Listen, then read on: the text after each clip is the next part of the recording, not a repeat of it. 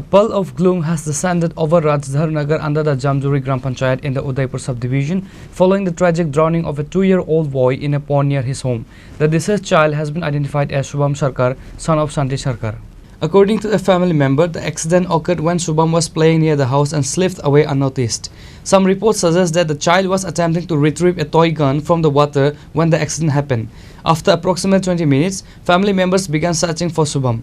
They tragically found the boy floating unresponsive in the nearby pond.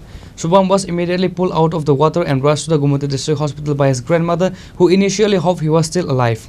Upon examination, doctors at the hospital declared the 2-year-old boy Shubham Sarkar was brought dead.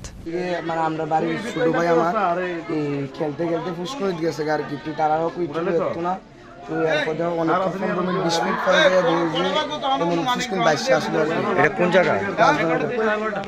নাম কি? আবুর নাম, বাচ্চার নাম শুভম সরকার। এর বাবার নাম কি? বাবার নাম শান্তি সরকার। বাচ্চার বয়স কত? বাচ্চার বয়স 2 বছর।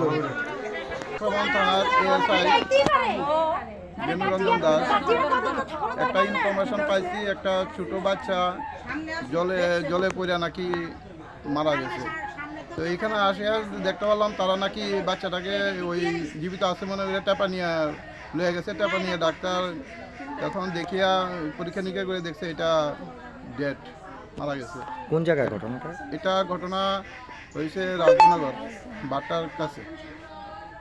নামটা জানা গেছে? বাচ্চাটাকে এখন টেপা নিয়ে ডাক্তারের কাছে এখন বাড়িতে নিয়ে আসে। বাচ্চাটার বয়স হচ্ছে 2 বছর। নামটা আমি বলছি।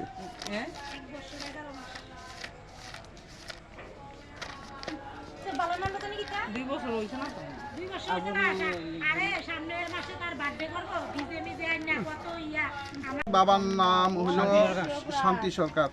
বাচ্চার নামটা? বাচ্চার নাম শুভ সরকার। বাচ্চার বয়সটা হচ্ছে 2 বছর। The devastating news has caused immense grief and sorrow among the family and local residents, with sounds of wailing filling the neighborhood of Rajdhar Nagar. Reported by Rajiv from Udaipur, Chini, Khorang.